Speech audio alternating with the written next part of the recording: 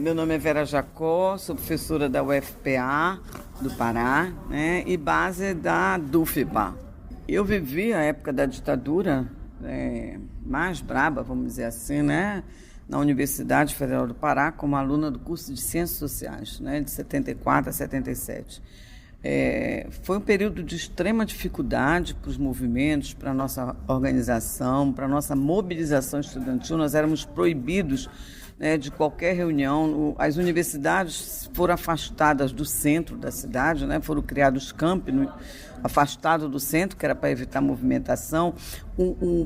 A reforma universitária de 68, ela altera o currículo dos cursos e também a metodologia de trabalho, né, de organização dos cursos, passando a instituir o sistema de créditos. E aí o que acontecia com o sistema de créditos? Nós nos matriculávamos em disciplinas, né, com turmas diferenciadas. Cada estudante numa turma diferenciada, ou seja, para evitar que a gente estabelecesse relações, organizações, especialmente o curso que eu fiz, que é o curso de Ciências Sociais. Em 1980, nós tivemos, né, a morte de um estudante nosso da Engenharia Civil, no primeiro ano do curso, dentro da sala de aula, por um agente da Polícia Federal, que deu um tiro na costa dele, sentado na sala de aula, e, segundo ele teria aberto a pasta dele, né, e o revólver estava, né, com bala e teria disparado sem querer. Mas foi um drama muito grande. O nome dele era Sérgio Leite, e, inclusive, nós fizemos muito ato, já foi em 1980, fizemos ato público, foi muito difícil. Então, nós tivemos muito problema nas universidades de um modo geral, e eu digo aqui em particular, né, que eu vivi isso na Universidade Federal do Pará, e várias universidades, né? Aqui na URGS também foram professores perseguidos, foram criados o SNI, que era o Sistema Nacional de Inteligência, ele foi instalado dentro das universidades. E a Polícia Federal, os policiais, eles eram matriculados como alunos regulares da universidade.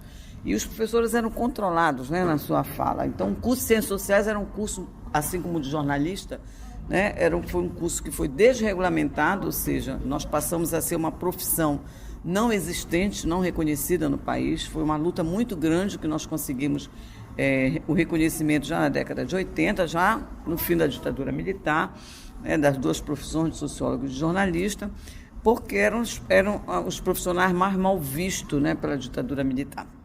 Então, tivemos toda uma luta conjunta das duas categorias no Congresso Nacional para que a gente pudesse ter a nossa profissão regulamentada.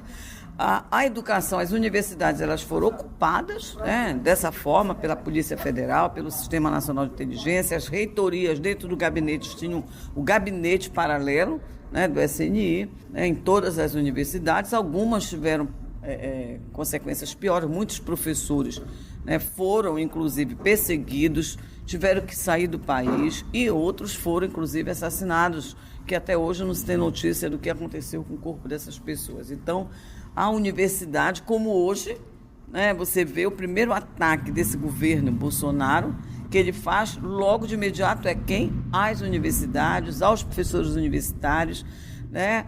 É a mesma característica que aconteceu na época da ditadura militar.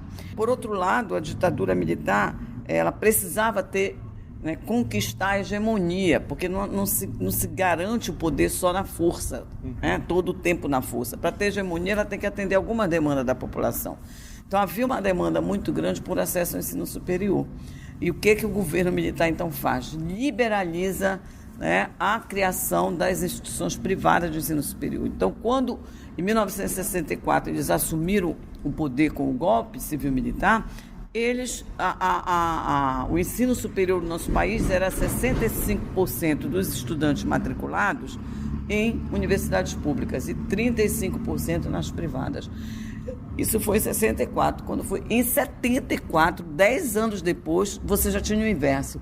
Você já tinha 35% dos estudantes matriculados em universidade pública e 65% nas instituições privadas. Então, no ensino superior, além de ter, né, baixado decreto ter a reforma universitária de 68, que altera, que exerce o controle, né, dentro das universidades, muda todo o currículo, desregulamenta profissões, persegue professores nas universidades públicas, a ditadura militar, os governos militares também estimularam, né, o crescimento do setor privado, inclusive concedendo crédito educativo, que hoje você chama de FIES. Tá? Que ele muda de nome, era o Creduc, que muda de nome depois no governo Fernando Henrique Cardoso para o FIES. O movimento docente, ele não conseguiu se organizar nesta época. O que nós tínhamos era o movimento estudantil, que foi perseguida, a Uni foi queimada, todo mundo sabe, né, da história. Os professores, eles não tinham uma organização. Então, junto com a luta pelas diretas já, em 1978 e 1979, especialmente em São Paulo, os professores, então, por dentro da SBPC, nas reuniões científicas da SBPC, os professores começaram o movimento para organizarem a Associação de Docentes.